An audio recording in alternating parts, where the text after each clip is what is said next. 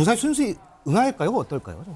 예, 이 형법상의 이런 뭐 진술에 대해서 불리한 진술을 거부할 수 있는 그런 묵비권 자체는 헌법 그리고 또 형법에서 이제 규정하고 있는 권리라고 볼 수가 있습니다. 그렇기 때문에 그 부분에 대해서 뭐 어떠한 이유를 통해서 뭐 묵비권을 행사한다든지 이런 것 자체에 대해서는 그 부분이 뭐 잘못됐다라고 볼 수는 없는 부분인 것이고 그렇기 때문에 지금 현재 윤석열 대통령 측에서는 이 수사 자체에 대해서는 아직까지도 불법적인 수사이기 때문에 응할 수 없다라는 취지지 않습니까? 그렇다면 진술 거부권을 행사함에 있어서도 그 사유로 이 부분 자체에 대해서 공수처가 수사권이 없기 때문에 이에 대해서 답할 수 없다라고 묵비권을 행사할 수 있는 근거가 될 수가 있는 겁니다. 그렇기 때문에 이 부분에 대한 법리적인 쟁점이 이제 향후에도 어떻게 이것을 판단할 수 있을 것인가 볼 수가 있는 것으로 보이고 결국에 이게 묵비권을 행사했을 때 앞서 말씀을 드렸던 것처럼 여기 구속영장 청구가 됐을 때 법원에서 이렇게 묵비권을 행사하는 것을 어떻게 해석할 것이냐가 쟁점이 될 수가 있는 것인데 윤석열 대통령 측에서는 이 부분에 대해서 내가 답변을 할 수도 있는 것이지만 이 수사 자체가 불법한 것이기 때문에 이것에 응할 수가 없었다라고 답변을 하면 이것을 법원에서 어떻게 판단할 것인가 이것을 증거인멸의 우려라든지 뭐 다른 의도로 볼 수 있는 것인가 이것이 이제 쟁점이 될 수가 있을 것이기 때문에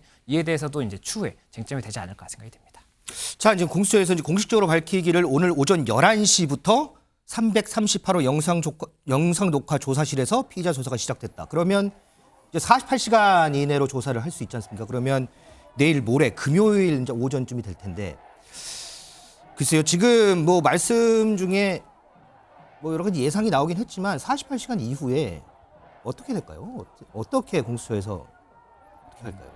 예, 일단 이 48시간이 근거가 형사소송법 200조의 2입니다. 지금 이게 영장에 의한 체포 규정이고요. 여기 5항을 보시면 체포한 피의자를 구속하고자 할 때에는 체포한 때부터 48시간 이내에 구속영장을 청구해야 하고 그 기간 내에 청구하지 아니한 때에는 즉시 석방하여야 한다는 규정이 있습니다. 그렇다 보니까 48시간 내에 만약에 영장을 청구할 생각이라고 한다면 48시간 내에 청구할 가능성이 높다라는 이야기가 나오는 것이고 지금 1월 15일 10시 33분에 체포가 된 것으로 보이기 때문에 그럼 1월 17일 10시 33분까지가 이 영장 청구 여부를 결정해야 되는 시한이라고 볼 수가 있습니다. 그래서 이 부분 관련해서 일단 공수처에서는 조사를 진행하는 방향으로 일단 할 것으로 보이고 만약에 계속해서 묵비권을 행사한다고 한다면 이 조사에 실익이 없지 않습니까? 네. 그렇게 된다라고 했을 때는 영장 청구에 대한 준비를 할지 않을까 생각이 되고 구속영장 청구에 대한 준비를 할 맞습니다. 거다. 그리고 이 구속영장 청구도 결국에 청구를 했을 때 발부가 되느냐가 중요한 것이지 그렇죠. 청구를 했다는 사실만 가지고 중요한 것이 아니지 않습니까? 그렇다면 공수처에서는 영장을 청구한다는 것은 구속영장 발부를 전제하는 것이기 때문에 그것을 이제 그 죄를 범했다고 의심을 만한 상당한 이유라든지 증거인멸이나 도주의 우려 이런 부분들에 대해 이 법원을 설득할 수 있는 자료를 최대한 많이 확보를 해서 이 부분을 서면을 제출해야 되기 때문에 이런 준비를 위해서 그 시간을 가지지 않을까 생각이 됩니다. 그러면 공수처가 이전에 이제 체포영장을 청구했을 때 이제 서울 서부지법에다가 체포영장을 청구를 했고 거기서 이제 발부가 됐어요. 그런데 이제 윤석열 대통령 측에서는 이게 이제 위법하다라는 거잖아요. 그러면 구속영장을 청구할 때는 그럼 다시 또 서울 서부지법에다 청구할 가능성이 있나요? 아니면은 반발을 했기 때문에 이번에는 서울중앙지법에다 또 청구할 가능성이 있는 건가요? 둘 다 가능할 것 같습니다. 지금 서울 서부지방법원의 1차 영장을 이제 청구했을 때 당시에도 굉장히 반발이 있었지만 지금 재청구 당시에도 서울 서부지법에서 청구가 이루어졌었거든요. 그렇다 보니까 구속영장 청구를 할 때도 결국에는 그런 반발이 있다고 하더라도 서부에 청구하는 것이 아니겠느냐라는 의견도 가능할 수가 있는 것이고 다만 이 부분에 대해서 계속해서 이런 법리적인 쟁점이 있다라고 한다면 공수처에서도 부담을 가질 수밖에 없기 때문에 그 경우에는 중앙에 청구할 수도 있다. 이렇게 두 가지 안이 다 가능할 수가 있기 때문에 정말 반반인 것 같습니다. 반반이다.